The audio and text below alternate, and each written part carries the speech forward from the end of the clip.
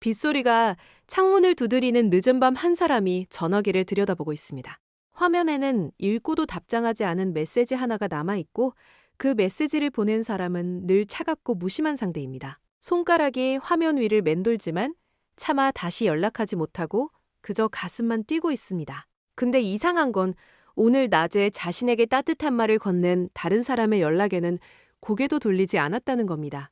분명히 그 사람이 더 다정하고 분명히 그 사람이 더 진심이라는 걸 멀리로는 알고 있습니다. 그런데 심장은 전혀 다른 방향으로 뛰고 있습니다. 왜 우리는 나를 아끼는 사람 앞에서는 아무런 감정이 일어나지 않으면서 나를 무시하는 사람 앞에서는 온 감각이 살아나는 걸까요?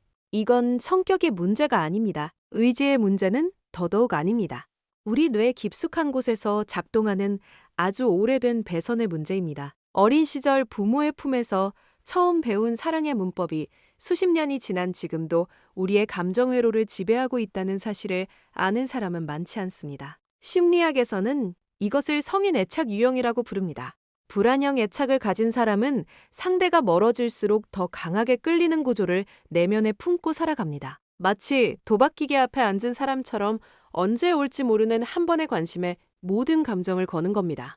이 구조는 뇌의 보상회로와 직결되어 있어서 의지만으로는 절대 끊을 수 없습니다. 누군가는 이런 자신을 한심하다고 느끼고 누군가는 이게 진짜 사랑이라고 착각하기도 합니다. 하지만 이것은 사랑이 아니라 뇌가 만들어낸 중독 반응에 가깝습니다. 지금부터 이 감정의 정체를 뇌과학과 심리학의 관점에서 하나하나 분해해 보겠습니다. 왜 하필 나를 무시하는 사람에게 끌리는지 그 뿌리부터 해법까지 남김없이 풀어낼 테니 끝까지 집중해 주십시오. 이 현상을 이해하려면 먼저 우리 뇌 안에 있는 보상회로라는 것을 알아야 합니다. 뇌의 중간 부분에 복측 피계 영역이라는 곳이 있는데 이곳에서 분비되는 신경 전달 물질이 바로 쾌감 물질입니다. 이 물질은 우리가 맛있는 음식을 먹거나 좋아하는 음악을 들을 때 분비되지만 가장 강력하게 분비되는 순간은 따로 있습니다. 바로 예측 불가능한 보상이 주어질 때입니다. 심리학자들이 실험용 쥐에게 먹이를 줄 때 매번 같은 시간에 주면 쾌감 물질 분비가 일정하지만 언제 줄지 모르게 불규칙하게 주면 분비량이 3배에서 4배까지 치솟는다는 것을 발견했습니다. 이것을 간헐적 강화라고 부릅니다.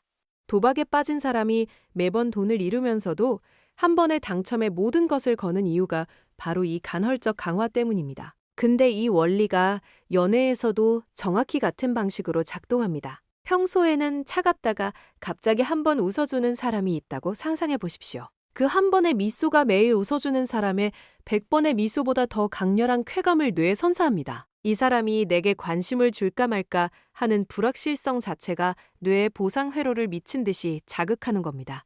결국 우리가 그 사람에게 끌린다고 느끼는 감정의 상당 부분은 사랑이 아니라 불확실성이 만들어낸 쾌감 물질 폭풍입니다. 반대로 나를 좋아한다고 확실하게 표현하는 사람 앞에서는 보상이 예측 가능하기 때문에 뇌가 흥분하지 않습니다. 그래서 다정한 사람이 지루하게 느껴지고 차가운 사람이 설레게 느껴지는 겁니다. 이것은 감정의 문제가 아니라 신경화학 반응의 문제입니다. 근데 여기서 한 가지 더 중요한 것이 있습니다.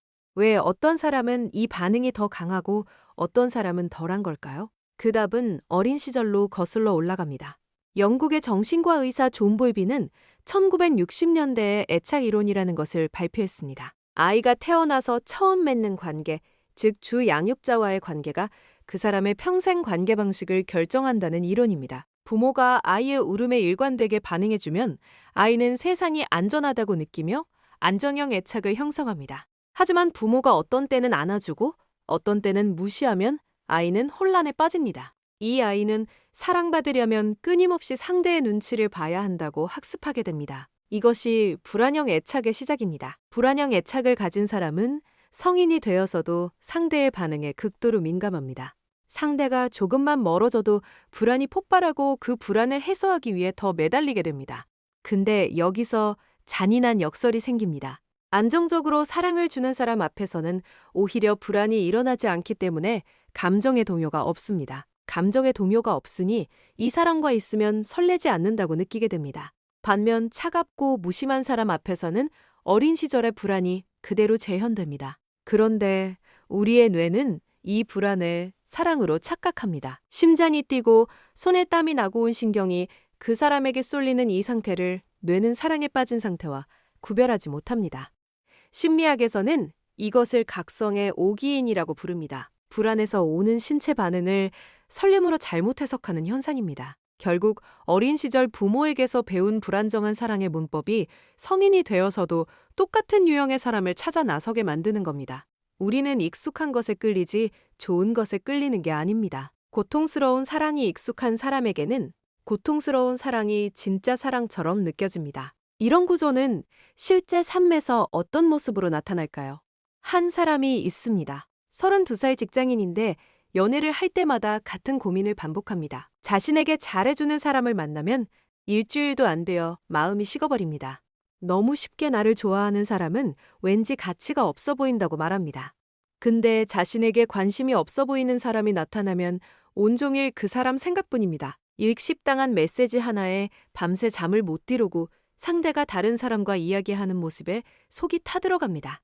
그러다 어느 날 그 사람이 갑자기 다정하게 한마디를 건네면 온 세상을 다 가진 것 같은 기분이 됩니다. 하지만 그 기쁨은 하루도 가지 않습니다. 다시 차가워진 상대 앞에서 이 사람은 또다시 매달리기 시작합니다. 주변 사람들은 왜 너한테 잘해주는 사람을 두고 그런 사람한테 매달리냐고 묻습니다. 이 사람도 자신이 왜 이러는지 모릅니다. 근데 이 사람의 어린 시절을 들여다보면 답이 나옵니다. 어머니는 사랑이 넘치는 분이었지만 감정 기복이 심했습니다. 어떤 날은 세상에서 가장 다정한 엄마였다가 어떤 날은 아무 이유 없이 차가워졌습니다. 아이는 매일 아침 오늘은 엄마가 웃어줄까 안 웃어줄까를 추측하며 하루를 시작했습니다. 그 아이가 자라서 어른이 되었고 이제는 연인의 반응을 추측하며 하루를 보내고 있는 겁니다. 상대가 달라졌을 뿐 구조는 정확히 같습니다. 엄마의 기분을 맞추려 애쓰던 5살짜리 아이가 32살이 되어서도 누군가의 기분을 맞추며 사랑을 구걸하고 있는 겁니다. 이 사람만 그런 것이 아닙니다. 이 구조에 갇힌 사람은 생각보다 훨씬 많습니다. 한 조사에 따르면 성인의 약 50% 이상이 불안정 애착 유형에 해당한다는 결과가 있습니다. 즉, 2명 중 1명은 이와 비슷한 감정의 덫에 빠질 가능성을 안고 살아가는 셈이다. 여기서 한 발 더 들어가 보겠습니다. 나를 좋아하는 사람을 밀어내는 또 다른 이유가 있습니다. 바로 자기 가치감의 문제입니다. 심리학에서 가치의 조건이라는 개념이 있습니다. 사람은 어린 시절 특정한 조건을 충족해야만 사랑받을 수 있다는 믿음을 형성하게 되는데 이것이 성인이 되어서도 사라지지 않습니다. 이런 사람에게 누군가가 조건 없이 나를 좋아한다고 말하면 2가지 반응이 일어납니다. 첫째로 이 사람은 나를 잘 모르니까 좋아하는 거라고 생각합니다. 둘째로 나 같은 사람을 좋아하는 걸 보니 이 사람의 안목에 문제가 있다고 느낍니다. 유명한 우스갯소리처럼 나를 받아주는 모임이라면 가입하고 싶지 않다는 심리가 정확히 이것입니다.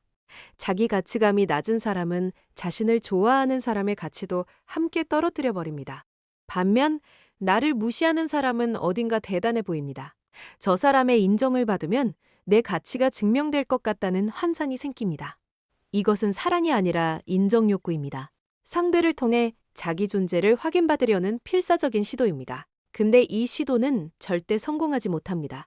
왜냐하면 상대가 나를 인정해주는 순간 그 사람도 쉽게 나를 좋아하는 사람이 되어버리기 때문입니다. 그러면 다시 흥미를 잃고 또 다른 차가운 사람을 찾아 나서게 됩니다. 이 순환은 끝이 없습니다. 마치 신기루를 향해 사막을 걷는 것과 같습니다. 다가가면 사라지고 사라지면 또 다가가고 그 사이에서 자신만 점점 메말라갑니다. 이 구조를 깨려면 결국 사랑의 방향을 바꿔야 합니다. 바깥이 아니라 안으로 향해야 합니다. 상대의 인정이 아니라 자기 자신의 인정에서 출발해야 합니다. 자기 안에 조건 없는 사랑의 토대가 만들어지면 비로소 조건 없이 사랑하는 사람의 진심이 눈에 들어오기 시작합니다. 나를 좋아하는 사람이 시시해 보이는 게 아니라 그 사람의 눈에 비친 나의 가치를 비로소 받아들일 수 있게 됩니다. 이것은 하루아침에 되는 일이 아닙니다. 수십 년에 걸쳐 형성된 내면의 배선을 바꾸는 일이니까요.